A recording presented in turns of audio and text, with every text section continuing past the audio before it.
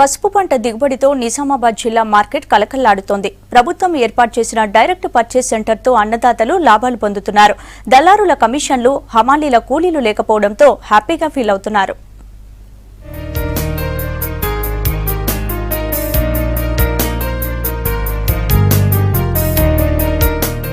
నిజామాబాద్ జిల్లాలో పసుపు పంట దిగుబడి పెరిగింది. రోజుకు 15 నుంచి 20 వేలకు పైగా పసుపు బస్తాలు మార్కెట్కు వస్తున్నాయి. క్వింటాల్కు 6,000 నుంచి 7,000 ధర ఉండడంతో రైతులు పసుపు పంట సాగుపై ఎక్కువ ఇంట్రెస్ట్ చూపిస్తున్నారు. గతంలో పసుపు పంటను మహారాష్ట్రకు వెళ్లి అమ్ముకోవాల్సిన పరిస్థితి ఉండేది. ప్రస్తుతం నామ్ కింద డైరెక్ట్ పర్చేస్ సెంటర్ ఏర్పాటు చేయడంతో రైతులందరూ ఇక్కడే పంటను అమ్ముకుంటున్నారు.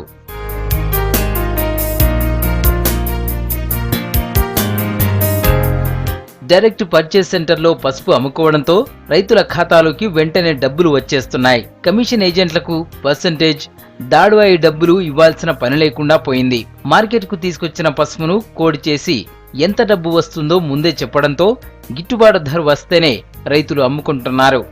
ఈ డైరెక్ట్ కొనుగోలు కేంద్రం లోపల రైతులు డైరెక్ట్ తీసుకొచ్చి ఇక్కడ మార్కెట్ కమిటీ సూపర్వైజర్ల పర్యవేక్షణ లోపల ఈ క్రయ విక్రయాలు జరపబడతాయి. ఇక్కడ తీసుకొచ్చినటువంటి రైతులకు వెంటనే ఆర్టీజీఎస్ ద్వారా ఆన్లైన్ లోపల వారి యొక్క డబ్బులను బ్యాంకులో జమ చేయడం జరుగుతుంది. దడవాయి ఛార్జీలు కూడా రైతుల దగ్గర వసూలు చేయకుండా డైరెక్ట్గా ఖరీదారులే చెల్లించడం జరుగుతుంది. గతంలో పంట అమ్మిన తర్వాత డబ్బుల కోసం రోజుల తరబడి వెయిట్ చేయాల్సి వచ్చేది. ఇప్పుడు ఆ పరిస్థితి లేదంటున్నారు రైతులు.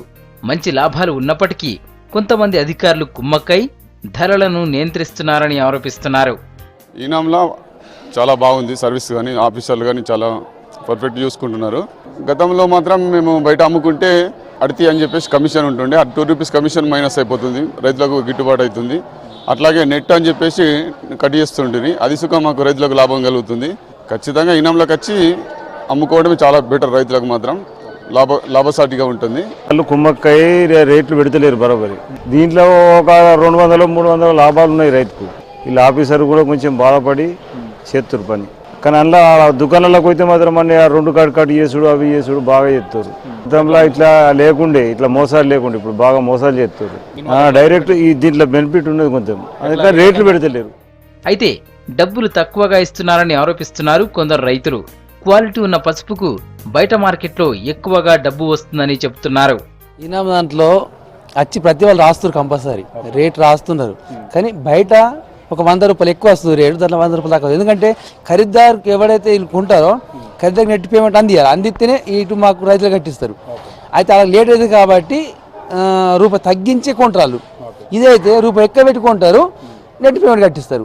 దాంట్లో ఏంటంటే కూలి ఇప్పుడు అమాలి కట్టిస్తారు. కాకపోతే బార్దాను ఇది ఇంకోటి ఏంటంటే అడితి తీసుకోరు. 100 రూపాయలు ఎక్కువ వస్తే అలాగే 20 రూపాయలు తక్కువ వచ్చినా కూడా 80 రూపాయలు మనకు లాభమే కదా. దాంట్లో 100 రూపాయలు తక్కువ వచ్చి 80 రూపాయలు లాస్ అవుతున్నాం కదా. 2 రూపాయలు అక్కడ చూసుకుంటే దాంట్లో రేటు పెడతలేరు, దీంట్లోకి వచ్చి రేటు పెడతారు. అట్లా డైరెక్ట్ పర్చేస్ సెంటర్ గురించి అందరికీ తెలియడం లేదంటున్నారు పసుపు రైతులు. గ్రామ స్థాయిలో రైతులకు తెలిసేలా చర్యలు తీసుకోవాలంటున్నారు.